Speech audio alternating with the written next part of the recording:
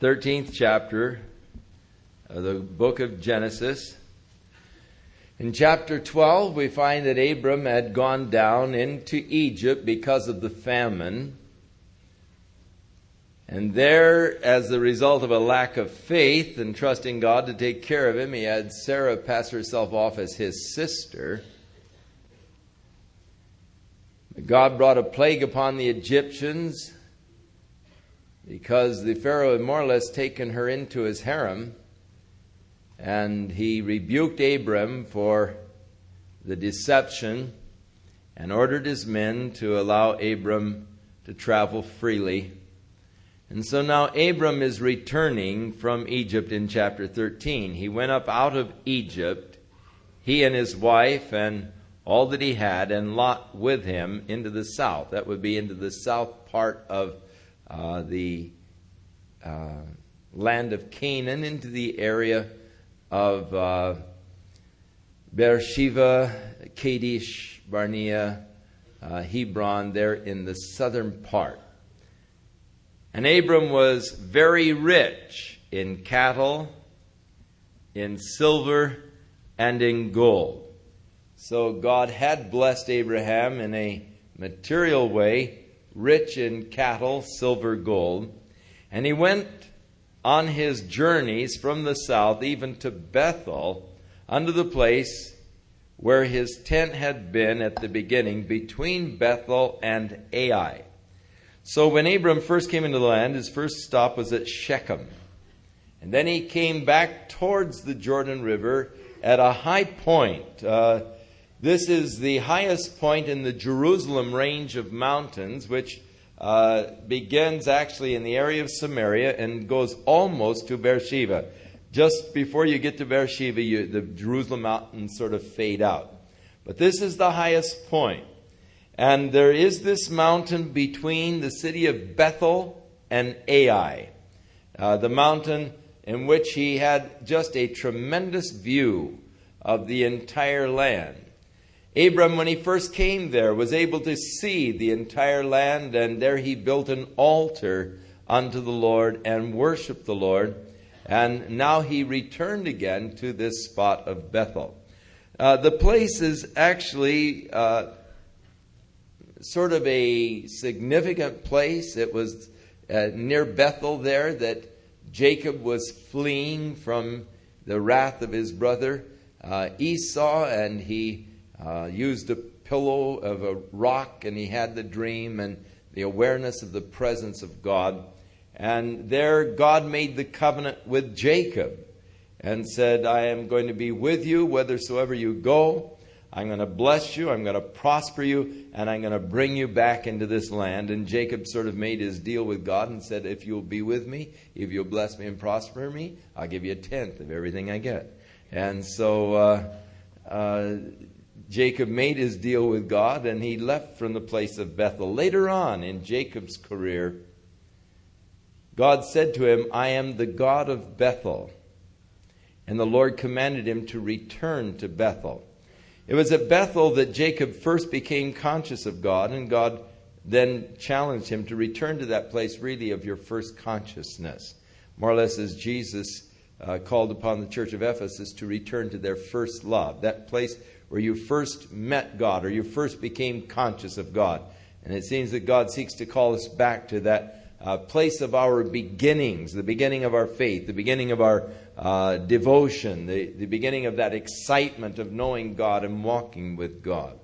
Sometimes we begin to take things for granted. Our Christian experience begins to sort of just become a prosaic kind of a thing. I just sort of, go along with it. And I lose the excitement. God said to Israel at one time, where is the excitement of the espousal? When I first called you out, and upon all the people was holiness unto the Lord. In other words, the consciousness of the people was a God consciousness. They were so aware of the presence of God, and they were so excited in the things of God. And God is saying, where is the excitement of that espousal when I first drew you out of Egypt, and all of you were aware and conscious of me? And we see movements of God's Spirit, such as we are experiencing here. And it's so exciting. Just the work of the Lord and the excitement of everyone just being, turned on for Jesus. And just, we realize His presence, His power. We see His work. And there is that beauty of the excitement of God's work in our midst. But it's always a sad and tragic day when that excitement begins to wane a bit. And we begin to take for granted those things that at one time were so special and important and exciting to us. God help us that we will never take for granted His goodness, His grace, and the blessings that we've experienced. I pray that that excitement shall never diminish. But each day we'll be excited with the presence of God and with the work and the power of His Spirit within our lives. That we'll never lose that just overawed kind of an experience that God is working in our midst. God is demonstrating His love and His power.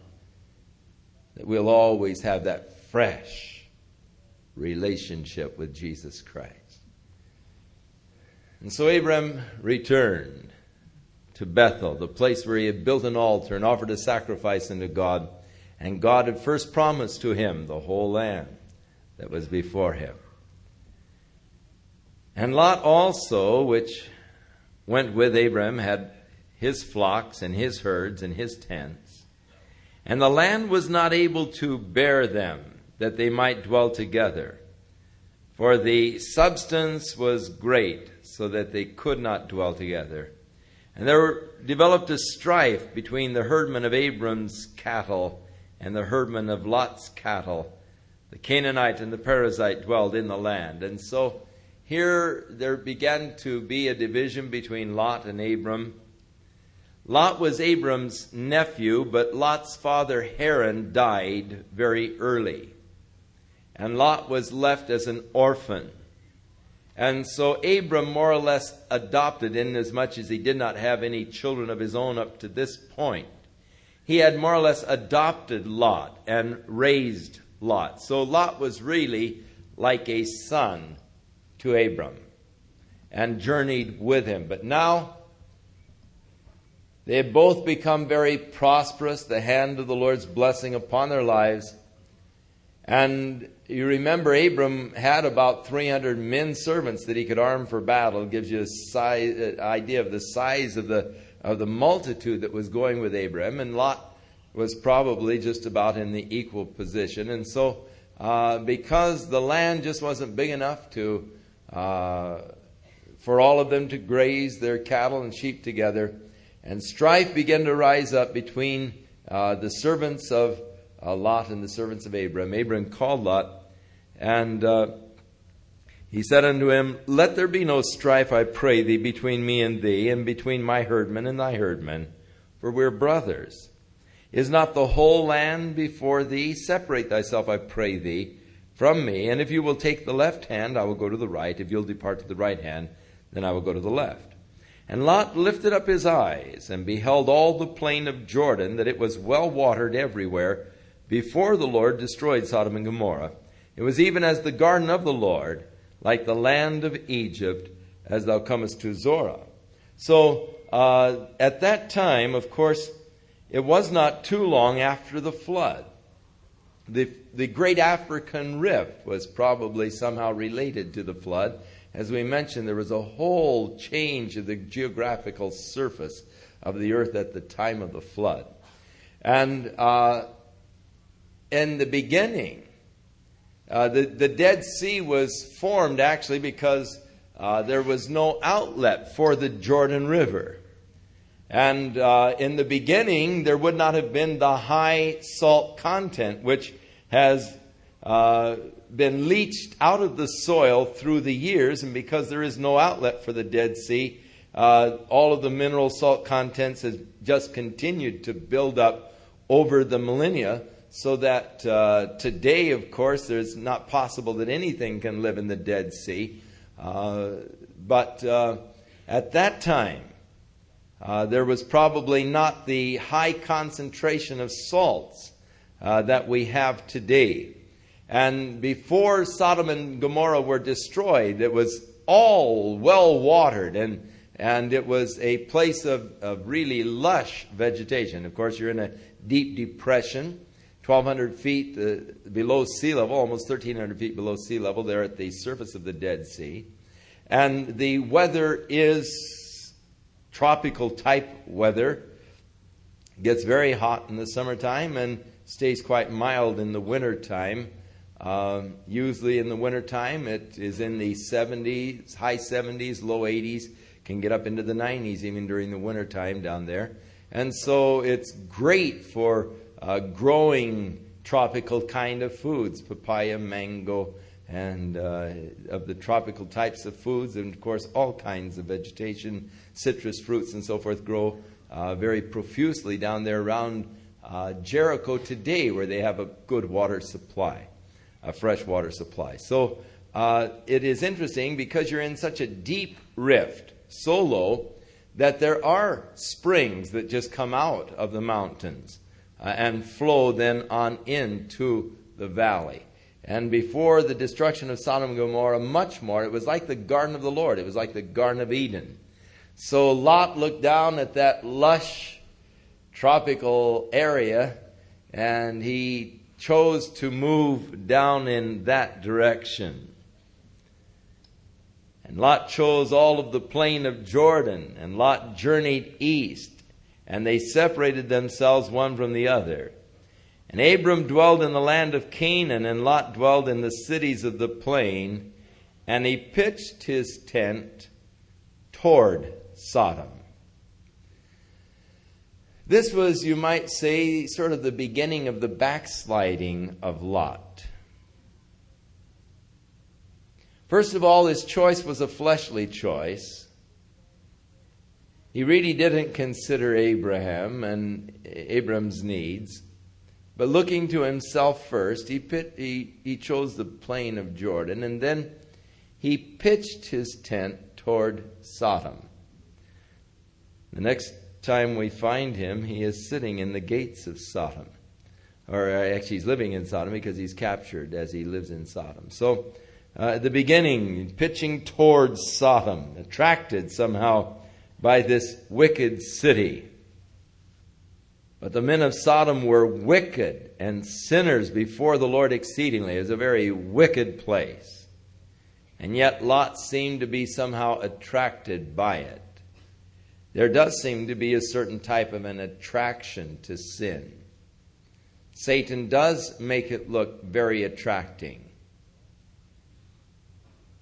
There is a way that seemeth right unto man, but the end thereof are the ways of death. You want to look down the road and find out what it leads to. Sin can be very exciting.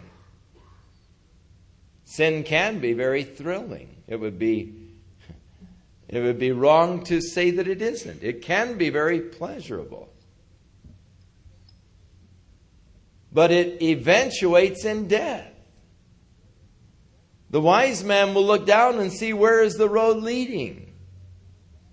It might be a fun road to travel. It might be filled with allurement, excitement. But where's the path leading me? My ambition is to someday ride the rapids, either in the Grand Canyon or up in Idaho. I just would love to get on a raft and go down the rapids. I think that it would be I'm just looking forward to someday doing that. Either now or in the millennium, but someday I'm going to ride the rapids. But there are rapids that I have no desire to ride. And those are the rapids above Niagara Falls. Now, I don't doubt but what they're just as exciting as the Grand Canyon or any other rapids that you might ride. But I don't like where it ends. So you going down, whee, fun, exciting, thrill. Man, the roar of the falls is getting louder. You're heading for destruction. And so the person in the path of sin, excitement, thrilling, but you're heading towards destruction. The end thereof are the ways of death. Lot was attracted. He pitched his tent towards Sodom, this exceedingly wicked and sinful city, even before Lot ever got there. And Abram dwelled in the land of Canaan. Lot dwelled in the cities of the plain, pitched his tent. And then the Lord said unto Abram, after that Lot was separated from him. It was probably a difficult experience. Lot had become like a son to Abram. He was close. Abram loved him. And parting is never an easy experience. You see Lot taking off, and it's always harder to be the one that's left. It's always easier, I think, to go than to be the one that's left behind. And to see them going, it always gives you sort of an empty, sinking feeling as they sort of disappear over the hill, you know. And I can imagine for Abram, it was here he'd been traveling for years together now. For probably something like 50 years they'd been together, close. And now he sees Lot taking off, and there has to be an ache in the heart, a lump in the throat. And so the Lord comes to comfort Abram. And the Lord said unto Abram, after that Lot was departed from him, lift up now thine eyes, and look from the place where thou art, northward, southward, eastward, westward. For all the land which you see, to thee will I give it, and to thy seed forever. God's promise to Abraham. From the area there between Bethel and Ai, this mountain peak. Looking towards the north, you see the area of Samaria. You can look clear on up and see Mount Hermon on a clear day. And he wasn't bothered with smog in those days. Looking towards the east, you see the mountains of Moab. Looking towards the south, you see the area of Jerusalem, the southern range of the Jerusalem mountains. Clear on down to the area of Beersheba. Looking towards the west, you see the Sharon plains and the Mediterranean. And so God said, just look to the north, the south, the east, the west. Just as far as you can see, Abram, I'm going to give you this land to you and to your seed. And God was going to give it to him forever. But Jimmy Carter's going to take away part of it from him.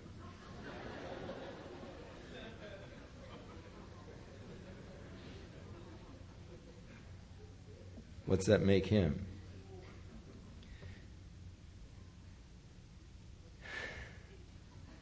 I get in trouble with these remarks. I get a dozen letters tomorrow. But they just come out. I have to apologize to other people.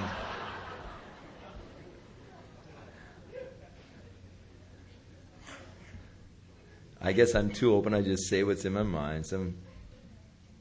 But anyhow. And I will make thy seed as the dust of the earth, so that if a man can number the dust of the earth, then shall thy seed also be numbered. Now God promised, hey, I'm going to multiply your seed like the dust of the earth. Now, later on, we will get to it this evening, a little later on. God said to Abram in chapter 15, look up into the heavens. And I am going to make your seed like the stars of the sky, innumerable. Hey, that's an interesting thing. Because modern science in that day thought that there were 6,126 stars. They didn't think they were innumerable. Many of the ancient people had counted the stars.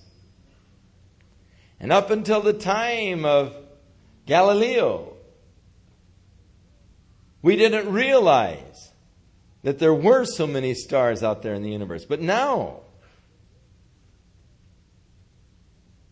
they estimate the number of stars to be just so vast that you really can't count them all. There are billions of galaxies, like our Milky Way galaxy, and there are billions of stars in our Milky Way galaxy.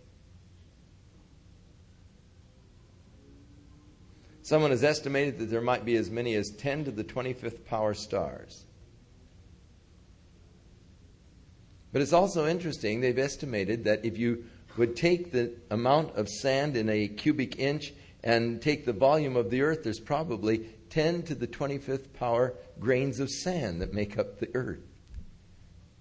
So in God saying, I'm going to make your seed as the sands of the sea, or as the dust of the earth, and then as the stars of heaven, they're probably sort of an equal number here. But the interesting thing is God said the whole idea is that they'll be innumerable. You won't be able to count them. Now, God's promise was that you can't count them, and David's sin was what? He tried to count them. He took a census. God didn't want a census taken of his people, because God's promise is they're going to be innumerable as the sands of the sea. You're not going to be able to count them. David's sin was in taking a census and counting the people, and it brought God's judgment against Israel because of David's sin in counting the people. So since then, they didn't take census in Israel, but everyone had to put a shekel into the temple treasury, and then they'd count the shekels. But the Orthodox Jew to the present day will not count off in a group. If you're in a group and you're playing party games and you've got a number in the group, an Orthodox Jew will not be numbered. And so they'll say, you're not 1, not 2, not 3, not 4, not 5. You know, always figure out ways to get around things, you know. So we're really not numbering because you're not 1 and you're not 2. But the promise to God is the dust of the earth cannot be counted or numbered, so the descendants that I am going to give unto thee. Now the Lord said, arise and walk through the land, through the length and the breadth of it, for I will give it unto thee. Then Abram removed his tent and came and dwelt in the plain of Mamre, which is in Hebron, and built there an altar unto the Lord. So Abram moved from the place about 20 miles north of Jerusalem, or 12, 15 miles north of Jerusalem actually, to a place approximately 22 miles south of Jerusalem, still on the Jerusalem hills, or the mountains of Jerusalem, they call them, down now south of the valley of Eshcol. Now Eshcol was a place with a beautiful stream and well watered, and the grapes in the area of Eshcol were just phenomenal. They still are today. Some of the most delicious grapes ever had in our life came from the valley of Eshcol. Right near that, of course, is adjacent to the area of Hebron. When Joshua and Caleb came spying out the land some 400 years later, in order to prove to the people that the land was a very fertile land, they picked a cluster of grapes that was so big that they had to carry it in a staff between them. And they took back this huge cluster of grapes to show the people, hey, this land is really fertile. This is great. So Abram moved south, plains of Mamre, which are near Hebron, some 20 miles or so, south from Jerusalem. And it came to pass in the days of Amraphel, the king of Shinar. Now Shinar is Babylon. And Arioch, the king of Eleazar, which is Babylonia. And Chedorlaomer, the king of Elam, which is Persia. And Tidal, the king of Goyim, or nation. So we don't know exactly what nations that comprise. 4 kings. They made war with Bera, the king of Solomon, with Birsha, the king of Gomorrah, and Shinab, the king of Admah. And these kings really, and there's no sense of reading their names off because we're not going to remember them anyhow, but they are the kings of the plain, the area where there were 5 cities in this lush area of the Jordan Valley there that comprised the cities around Sidon. Now, these were joined together in a confederacy in the valley of Siddim, which is the Salt Sea. And 12 years they served Chedorlaomer. So the Chedorlaomer, the king of Persia, had conquered the area and had put them under tribute. And they have been under tribute for 12 years. In the 13th year, they rebelled against the tribute. 13 is a very interesting number, the number of rebellion. And so it is significant that it was in the 13th year that they rebelled. The number 13 is a number that does appear in other places. It's always a number of rebellion. It happens to be the number of Satan.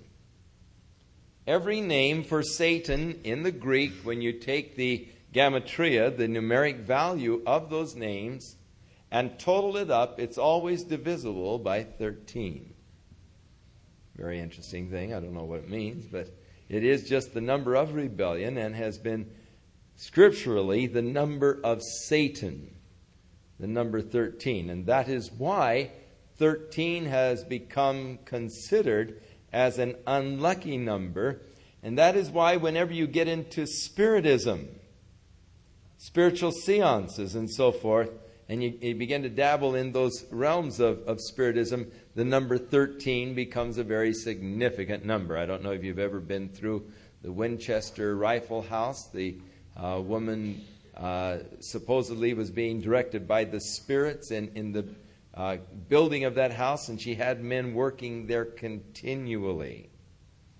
But as you go through the house, you'll find 13 windows in a room, or you'll find 6 steps down, 7 steps up, and the number 13 is woven through the house all the way, in the dimensions of the rooms, in the number of windows, in the steps, and so forth. And she used that number through the whole house. It is a number that anyone who dabbles into Spiritism is familiar with, because so many of the seances and so forth are the number 13 is an important number to them. And interestingly enough, it is a number of, scripturally, a number of Satan, the number of rebellion. So 12 years they served the king. In the 13th year they rebelled.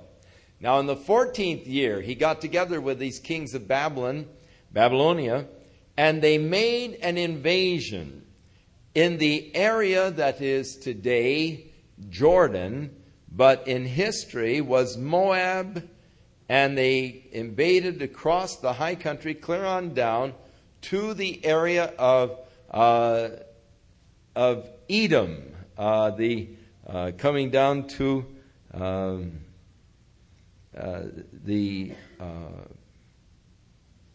it gives you the city, all of the cities that they conquered here. And they came on finally across to Kadesh. They came south and then began to move west as they came to the area of Edom, and Mount Seir is where it was, and then across to Kadesh. Having conquered all of these cities, and archaeology has certainly confirmed this particular part of history here in the Bible, as they have uncovered vast cities that were never rebuilt. They just totally wiped out the cities and all, took the spoils, and the cities were never rebuilt. They have dated the ruins and so forth to about the 17th century BC to the 19th century BC, so that it puts it about the time of this invasion. And they've actually discovered many of these cities that are named here, and the ruins of these cities as they have put their spade to the tells and have uncovered really a vast civilization that once existed there. But they were wiped out by this invasion of the Babylonian confederacy with the Persian confederacy of kings. Now, the whole purpose of the invasion was ultimately to get at Sodom, these 5 cities of the plain that had rebelled against the tribute that they were paying to Kedorlaomer, the king of Elam. And so they came, in verse 10, to the valley of Siddim, which was full of slime pits. Now, the word slime pits is actually the asphalt pits. This was an area of a lot of tar, asphalt pits down there in the valley, which, when God sent fire from heaven to consume Sodom, probably set these things on fire, and they probably burn for months. Once you get that hot enough to where it's ignited and burning, it probably went on and on and on. So it was an area that was full of slime. It's an interesting thing that in the Tower of Babel they used pitch for mortar. The word pitch there again is a word that signifies tar. Rockefeller, when he read the Bible, saw that and figured, hey, if it's tar, there must be oil. And that's why he began to explore for oil over in that area of Saudi Arabia and Iran and so forth. And that's why he became such an extremely wealthy man. He read his Bible and used his head.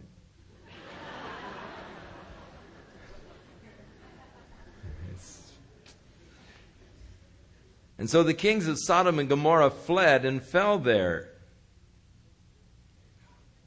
And they that remained fled into the mountains. Now, of course, if you're down there, man, you know that there's all kinds of steep cliffs and caves and hiding places. And Masada, one of the mountains down there that would overlook the area that was once Tyre and Sidon. And so these kings took all of the goods of Sodom and Gomorrah and all of their victuals, supplies, and they went their way. And they took Lot, Abram's brother's son, who dwelt in Sodom, and his goods, and departed. And there came one that had escaped, probably one of Lot's servants. And he told Abram in the Hebrew, and of course this is the first time the word Hebrew is used. It probably comes from the name of his great-great-great-grandfather, Eber. And so he was called the Hebrew here. It's a name that was adopted later. But Israel was the name that really is adopted for the people because of Jacob. And Israel defines more the nation that God had blessed. The Hebrews would include actually the Arabs in a technical sense because they are the descendants of Ishmael. For he dwelt in the plain of Mamre, the Amorite, brother of Eshcol and brother of Aner. And they were confederate with Abram. So Abram had these others that he was dwelling in this area of Mamre with, Eshcol, from whom the valley of Eshcol became named later on, and his two brothers, Mamre and Aner. And when Abram heard that his brother, that is Lot, was taken captive, he armed his trained servants that were born in his own house, 318, and he pursued them unto Dan. So gives you the size of Abram's wealth and all, that he had 318 men who were his own servants that he could arm for battle.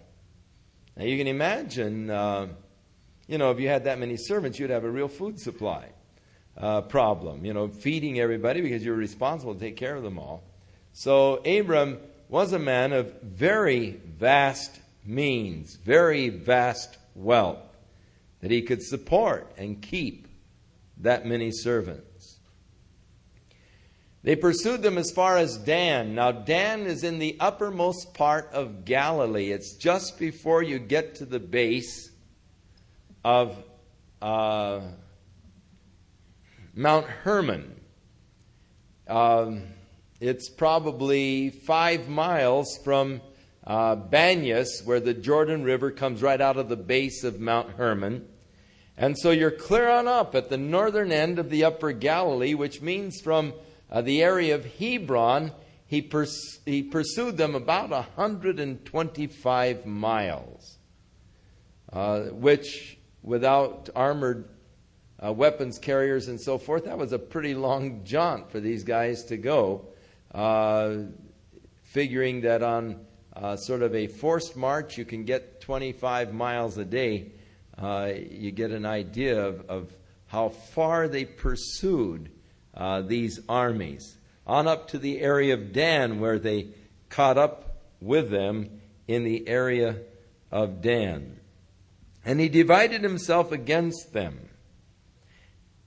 And he and his servants by night, he smote them and pursued them to Hobah, which is on the left hand of Damascus. Now Damascus is some 45 miles beyond. So he came upon them at night, took them by surprise, which was probably the wisest thing he could do, because the armies that he was facing were numbering anywhere from 50 to 100,000 men. And here he comes up with his 318 servants, plus those of the three brothers that went with him, confederate with him. And so probably at most an army of 500 or so coming against several thousand who had just wiped out almost a whole civilization. Wiped out 5 kings of the plain. They're tough guys. And Abram came on them at night. Now they probably, number one, figured no one would dare attack us unless they had a huge force. At night they couldn't see how many Abram had. And they were taken by surprise. They were confused. They began to flee. But from that point, it was hard to flee because you've got to go right on up the Golan Heights. You're in a box canyon. And so whenever you flee, the direction you always try to flee, at least, is home. And so they started heading home up Mount Hermon, really, because they came to the left side of Damascus, which means that they went on up Mount Hermon. And as they were fleeing, gave Abram and his men a chance to really wipe at their flanks and to come up and to destroy them as they were coming up on them. Pursued them all the way to Hobah, which is to the left of Damascus. That would be going north. And so Abram destroyed actually these armies that had come. And he brought back all of the goods. And he also brought again his brother, or literally his nephew Lot, and his goods, and the women also, and the people. So these kings had taken a lot of captives that they would have made slaves. Abram rescued them all and was bringing them back. And as he was returning, the king of Sodom went out to meet him after his return from the slaughter of Kedorlaomer. And the kings that were with him at the valley of Sheva, which is in the king's dell. And Melchizedek, the king of Salem, brought forth bread and wine, and he was the priest of El Elyon, or the God, the Most High, or the Most High God. And he blessed him and said, "Blessed be Abram of the Most High God, possessor of the heaven and earth. And blessed be the Most High God, which hath delivered thine enemies into thy hand." And Abram gave him tithes of all. So, briefly, we are introduced to this interesting mystical person, Melchizedek, of whom the Scripture speaks very little. It tells us nothing of Melchizedek's parentage. Nothing of his mother and father. Tells us nothing of his genealogy. All that it tells us is that he was a servant, or a priest actually, of the Most High God. He came out to Abram with what? Bread and wine, which are the symbols of communion. And he gave these unto Abram, and then he blessed Abram. Now the lesser is always blessed by the greater. Therefore, in blessing Abram, it puts him a level above Abram. In Abram giving tithes of all that he had to him. Again, it was a signifying of the lesser paying the tithes to the greater, to the servant or the priest of the Most High God. So Abram received the blessing, recognized the man as a priest of the Most High God, gave tithes of all of the spoils that he had taken unto him. Nothing more is said of Melchizedek until we get to the 110th Psalm. And suddenly, out of nothing that seems to relate to the rest of the 110th Psalm, we read the words, I have sworn and will not repent. I have made thee a priest forever after the order of Melchizedek. Now, Abraham's son Isaac had a son, Jacob, who had 12 sons. One of Jacob's sons was Levi. And when the law was established, Levi was the tribe that was to become the priestly tribe. And so they were called the order of Levi, or the Levitical order of priesthood. Order referring to the family. Now here is an order of priesthood that precedes the Levitical order and is superior to the Levitical order in that Levi, in essence, when Abram paid tithes, the great-great-grandfather of Levi, Levi in essence was paying tithes unto Melchizedek. So it puts the order of priesthood of Melchizedek in a superior order to the Levitical order. And God has sworn and will not repent. I have made thee a priest forever after the order of Melchizedek. That psalm had to remain a mystery, as did Melchizedek himself, until we come to the book of Hebrews, when the mystery begins to unravel. For the author of the book of Hebrews, when he begins to point out the fact that Jesus, though he is from the tribe of Judah, of which the scriptures have nothing to say concerning the priesthood, but even though he is of the tribe of Judah, he is of the order of priesthood of Melchizedek, the superior order of priesthood. Thus he can be the great high priest of those who will come unto God through him. Now Melchizedek was called the king of righteousness as well as the king of peace. King of peace is Salem, which is the early name for Jerusalem. So he was one of the first kings of Jerusalem. But he was also called the king of righteousness. Now it is interesting when he refers to Christ, who is of the order of Melchizedek.